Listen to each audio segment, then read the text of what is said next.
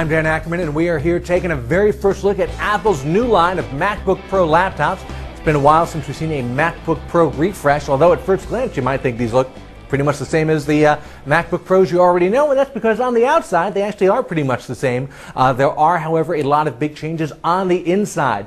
Most importantly, these guys have all switched on the 13-inch, the 15-inch, and the 17-inch to Intel's second generation of Core i-series processors. That's what was previously codenamed Sandy Bridge, and that gives you a lot of advantages in terms of processing power, battery life, and the integrated graphics that come built in with these. It's Intel's HD 3000 integrated graphics, which is actually a pretty decent step up from previous generation Intel integrated graphics. Then on the 15-inch like this model and the 17-inch, there's also discrete graphics, although here's another big switch. Instead of NVIDIA discrete graphics, they use AMD discrete graphics. That's kind of a major change there. And of course, the other big MacBook Pro news is a brand new port right on the side here. That is the Thunderbolt port, and that is the final brand name of Intel's LightPeak technology. It's a new super fast type of connection meant for pretty much anything: storage, peripherals, even displays. In fact, it looks exactly like the old mini DisplayPort jack, and in fact works as a mini DisplayPort jack as well.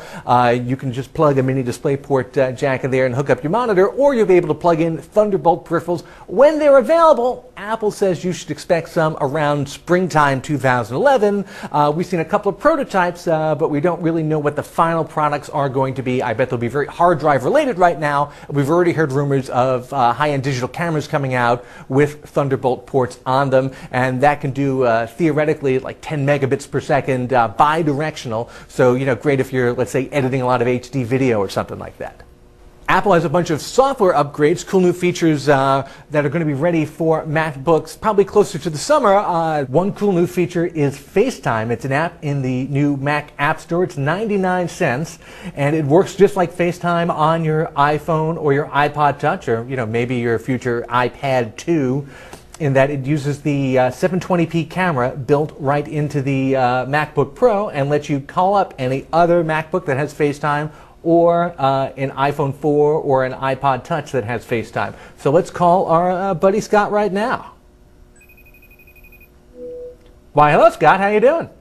Hey Dan, what's up? I'm calling Scott, who's on another MacBook Pro right now.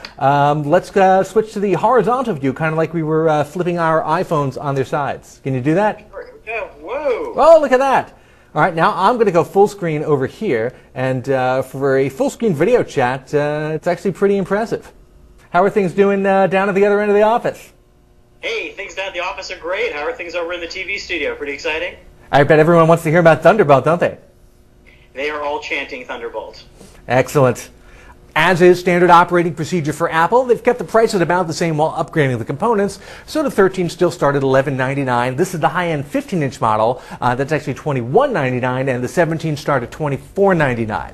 I'm Dan Ackerman, and that is a first look at the new 15-inch MacBook Pro.